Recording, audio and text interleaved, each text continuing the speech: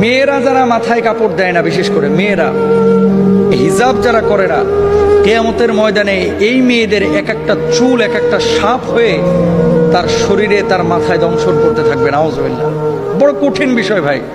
নামাজ পড়া ফরজ, রোজা করা ফরজ, হজ করা ফরজ, যাকাত দেওয়া যেমন ফরজ, পর্দা করা ছেলেদের এবং মেয়েদের তেমনই ফরজ।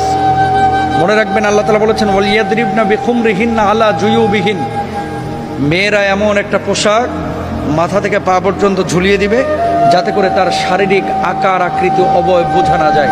আজকে সামান্য একটু ফ্যাশন করার জন্য, নিজেকে জাহের করার জন্য, প্রেজেন্ট করার জন্য, মানুষের সামনে আমার সিল্কি চুলগুলোকে প্রকাশ করার জন্য আজকে আপনি যে পর্দার খেলাফ কাজটা করতেছেন, এই সিল্কি চুলগুলোই কিয়ামতের ময়দানে এক একটা ওই রাসেল ভাইপারের মতো আক্রমণাত্মক হয়ে যাবে।